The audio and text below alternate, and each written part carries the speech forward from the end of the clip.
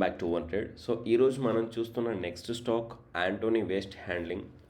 అసలు Anthony waste handling చూడడానికంటే ముందు నేను ఒకసారి ఒక ప్రాఫిట్ బుకింగ్ చేసా, ఎన్ఆర్ఎల్లో అని చేసా కదా, అది నుపూర్ రీసైక్లింగ్ స్టాక్ అన్నట్టు అది. సో ఇది ఆల్మోస్ట్ ఇది ఏదైతే వేస్టేజ్ ఉంటుందో దాని నుంచి న్యూ ప్రోడక్ట్స్ చేసుకోవడం, లేకపోతే కన్వర్టెడ్ టు ఎనర్జీ చేసుకోవడం, లేకపోతే ఏమైనా రీసైక్లింగ్ పర్పస్లో యూజ్ చేసే స్టాక్స్, అది ఓవర్ వాల్యుయేషన్ అయింది అని నేను దాన్ని ఎగ్జిట్ అయిపోయాయి కదా. సో బేసికల్గా దీన్ని కూడా ఐపీఓ వచ్చినప్పుడే నేను చూసా, 400 అలా చూసా, ఆ తర్వాత మిస్ చేసుకున్నా. It's okay, no problem. So మళ్ళీ వచ్చినప్పుడు లాంగ్ టర్మ్కి యాడ్ చేసుకుందాం అనుకుంటున్నా. So entire sector, recycling sector అనేది ఫ్యూచర్ మన గవర్నమెంట్ బడ్జెట్లో కూడా పెట్టే ఛాన్స్ ఉంది.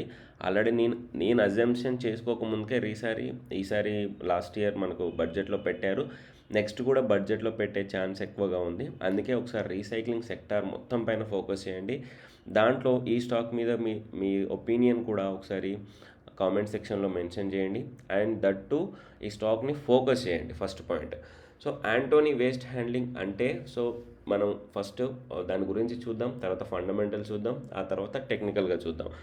సో ఇది ఫస్ట్ అబౌట్ అస్. అసలు యాంటోనీ వేస్ట్ హ్యాండ్లింగ్ ఏం చేస్తారు అంటే, so in the business of mechanical power sweeping of roads. So రోడ్లు ఎవరైతే ఊడుస్తారో రెగ్యులర్గా డైలీ మార్నింగ్ మనం చూస్తాం కదా, ఇంటింటికి వచ్చి తీసుకోవడం, లేకపోతే రోడ్లు స్వీప్ చేయడం, ఈ వేస్టేజ్ని ఒక దగ్గర మేనేజ్ చేయడం, కలెక్షన్ చేయడం, transportation of waste to energy project and undertake the designing, construction, operation and maintenance of the integrated waste management facility in 2 places. Okay, ఇక్కడ అర్థమైంది కదా మీకు. First sweeping of roads, second collection వీలే చేస్తారు, next transportation తీసుకెళ్తారు, ఆ తర్వాత ఈ తీసుకెళ్ళిన దాన్ని వేస్ట్ టు ఎనర్జీ ప్రాజెక్ట్స్ చేస్తారు, అండర్టేక్ ద డిజైనింగ్, కొన్ని కన్స్ట్రక్షన్ చేస్తారు, and operation and maintenance of the integrated waste management. So entire waste మేనేజ్మెంట్ని మేనేజ్ చేస్తున్నారు వీళ్ళు. దానివల్ల మనకు ఎన్ని బెనిఫిట్స్ ఉన్నాయో అనేవి రీసైక్లింగ్ ద్వారా చేస్తున్నారు అన్నట్టు. ఆ తర్వాత వీళ్ళ బిజినెస్ గురించి మనం మాట్లాడితే అసలు ఏం చేస్తారు వీళ్ళు. So door to door collection first step. ఆ తర్వాత దీన్ని కలెక్షన్ చేసిన తర్వాత ట్రాన్స్పోర్టేషన్ చేయాలి కదా, ట్రాన్స్పోర్టేషన్, ఆ తర్వాత సిగ్రిగేషన్, దానికి సపరేట్ చేసుకోవడం, next construction and management of landfills. So ఇది, ఆ తర్వాత రీసైక్లింగ్ ప్రాసెస్ ఏదైనా యూజ్ చేసి రీసైక్లింగ్ చేసే కొన్ని ప్రోడక్ట్స్ చేస్తూ ఉంటారు, లేదా ఆ రీసైక్లింగ్ చేసిన తర్వాత కాంపోస్టింగ్ ఉంటుంది కదా, మనకు organic material is process to produce compost. ఏదైతే ఆర్గానిక్ మెటీరియల్ ఉంటుందో ఆ కాంపోస్ట్ మనకు చెట్లకు వేసుకోవడానికి, ఎక్కడైనా యూజ్ చేసుకోవడానికి పనిచేస్తుంది అది ఎక్కువగా.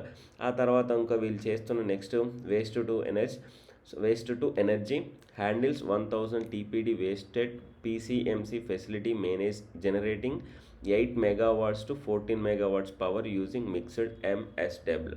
సో దీన్ని యూజ్ చేసుకొని 8 to 14 megawatts పవర్ని జనరేట్ చేస్తున్నారు. ఇది వీళ్ళ బిజినెస్, ఎంటైర్ బిజినెస్ స్ట్రక్చర్ ఇలా ఉంటుంది అన్నట్టు.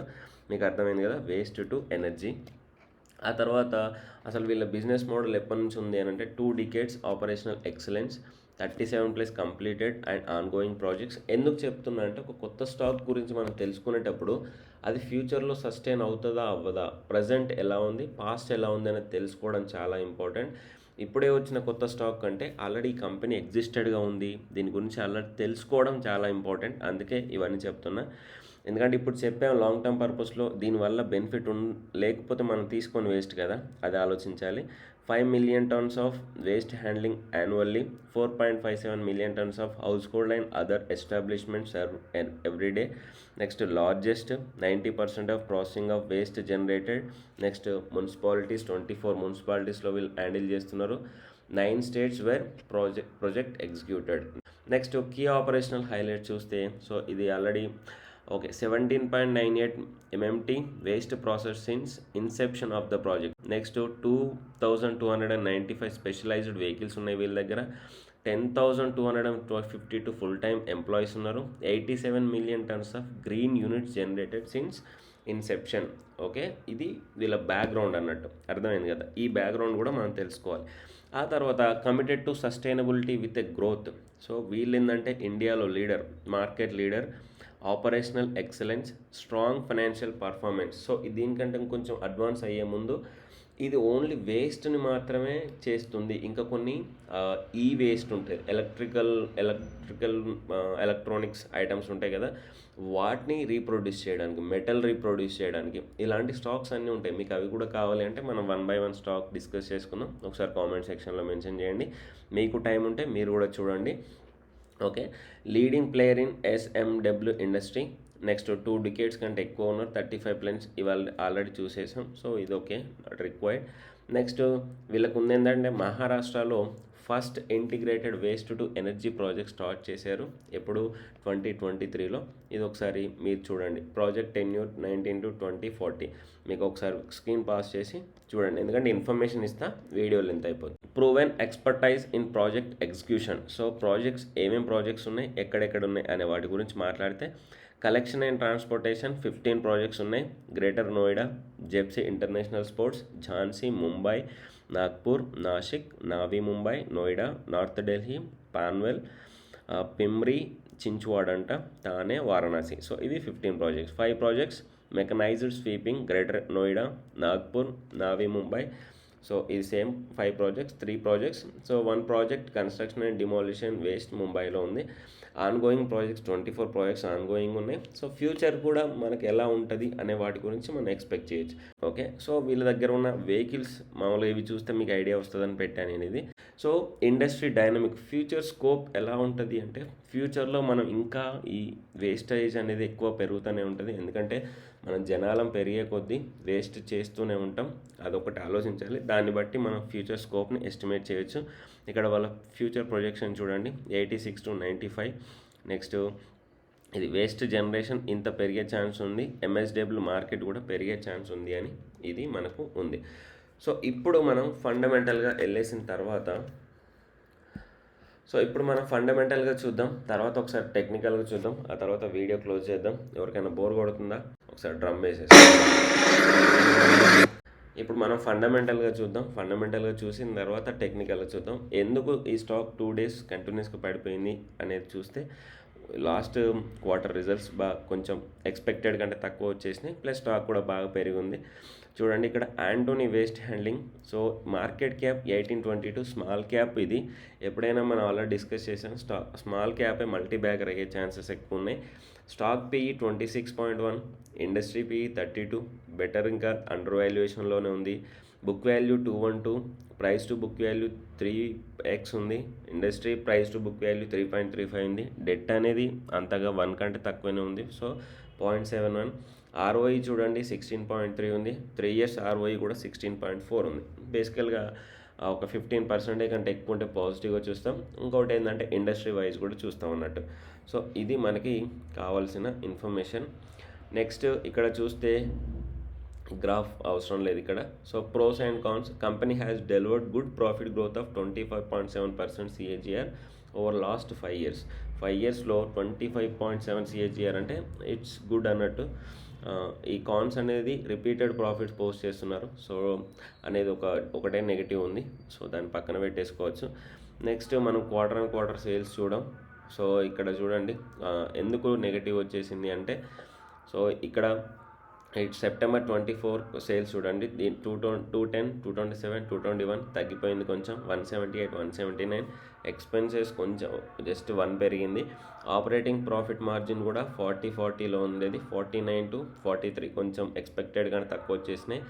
ఆపరేటింగ్ ప్రాఫిట్ మార్జిన్ కూడా 22% ఉండేది, 19%కి వచ్చేసింది. అప్పుడు మార్చిలో కూడా డౌన్ ఉండే. సో అది quarter and quarter comparison. Next net profit కూడా 21 నుంచి ఈ క్వార్టర్కి డౌన్ అయిపోయింది 15. ఇప్పుడు మనం ఇయర్ ఆన్ ఇయర్ సేల్స్ చూడాలి. 220 నుంచి 873. ఓకే, గ్రోత్ అయితే స్లో గ్రోత్ ఉంది. Next expenses, operating profit margin కూడా చూడండి 67 నుంచి 178 పెరిగింది, ఆల్మోస్ట్ డబుల్ అయింది. నెక్స్ట్ ఆపరేటింగ్ ప్రాఫిట్, ఇది ప్రాఫిట్ మార్జిన్ 30 to 20%, కొంచెం స్టేబుల్గానే ఉంది. నెక్స్ట్ ఈపీఎస్ చూడండి 24-30. ఇయర్ ఆన్ ఇయర్ మంచి గ్రోత్ ఉంది. క్వార్టర్ అండ్ క్వార్టర్ కొంచెం ఫ్లక్చువేషన్స్ ఉంటూనే ఉంటాయి కదా మార్కెట్ అన్నప్పుడు. ఇది return on equity last 5 years, 3 years, last year 16% ROE maintain చేశారు. ఆ తర్వాత స్టాక్ CAGR ఇది బెటర్గానే ఉంది. నెక్స్ట్ ఫిక్స్డ్ అసెట్స్ చూసేసుకుంటే ఫిక్స్డ్ అసెట్స్ అయితే పెంచేసుకుంటున్నారు. 117 నుంచి 662 వరకు వచ్చేసింది. నెక్స్ట్ డెబ్టార్ డేస్ ఒక్కటి పెరిగింది. ఇక్కడ ప్రమోటర్ హోల్డింగ్ చూస్తే 46% కాన్స్టెంట్గా మెయింటైన్ చేస్తున్నారు, ఎందుకంటే వాళ్ళ బిజినెస్ మీద వాళ్ళకి నమ్మకం ఉంది. ఇక్కడ ఎఫ్ఐఎస్ కొంచెం ఈ సెప్టెంబర్లో పెరిగారు. 11.94, 10.79, 11.94 స్టేబుల్గానే ఉన్నట్టు ఆల్మోస్ట్. డిఐఎస్ కూడా 5 to 4%, ఒక 1% వీళ్ళు తగ్గిపోయారు. వీళ్ళు 1% తగ్గిపోయారు, వాళ్ళు 1% పెరిగారు. సో ఇప్పుడు మనం టెక్నికల్గా చూస్తే టెక్నికల్ అనాలిసిస్ ప్రకారం నేను చెప్పే కదా స్టాక్ ఎప్పుడు ఉన్నప్పుడు చూసాయని. స్టాక్ ఐపీఓ అప్పుడు నేను అబ్జర్వ్ చేశా, ఆ తర్వాత తీసుకున్నా బేసికల్గా తీసుకొని ఏదో 1 డే అమ్మేసా అన్నట్టు, ఏదో అవసరం ఉండి. ఆ తర్వాత స్టాక్ చూడండి ఈ ప్యాటర్న్ ఫామ్ అయిన తర్వాత 245 నుంచి కంటిన్యూస్గా పెరుగుతూ ఇక్కడికి వచ్చేసింది 600 వరకు, ఆల్మోస్ట్ 590. ఆ తర్వాత ఇదే ప్యాటర్న్ ఎవరైనా కామెంట్ సెక్షన్లో మెన్షన్ చేయండి ఈ ప్యాటర్న్ ఏంటి అనేది. ఓకే, ఈ ప్యాటర్న్ కూడా బ్రేక్అవుట్ అయిపోయి 900 పోయింది. 200 ఎక్కడ, 230 ఎక్కడ, 900 ఎక్కడ. సో నేను మిస్ చేసుకున్న ఇది సెకండ్ స్టాక్, ఇది ఒక స్టాక్. ఆ తర్వాత మనకు రీసెంట్గా రిజల్ట్స్ బాగా పోస్ట్ చేయలేదు, సో అందుకే స్టాక్ అనేది కంటిన్యూస్గా ఫాలో అవుతుంది. సో మనం ఎక్కడికి వచ్చిన తర్వాత మళ్ళీ ఎంట్రీ తీసేసుకోవచ్చు అంటే, సో మీరు ఒక లెవెల్ మెన్షన్ చేసేసుకోండి. నేనైతే ఆల్మోస్ట్ మళ్ళీ ఈ ప్యాటర్న్లోకి ఎంటర్ అయ్యే వరకు వెయిట్ చేద్దాం అనుకుంటున్నా. ఒకేసారి బల్క్ ఇన్వెస్ట్మెంట్ చేయను. లాంగ్ టర్మ్ కోసం అయితే మంచి ఫ్యూచర్ స్కోప్ ఉన్న స్టాకు, సెక్టార్ కూడా. అందుకే ఆల్మోస్ట్ ఈ సపోర్ట్కి వస్తే ట్రై చేస్తా. 500 వరకు వస్తే, 500 లోపు వస్తే అది కొంచెం యాడ్ చేసుకుంటా, ఒకేసారి యాడ్ చేసుకోను. సో ఇది మన వీడియో. మీకు కనుక ఈ సెక్టార్ నచ్చితే స్టడీ చేయండి. Thank you. జై హింద్.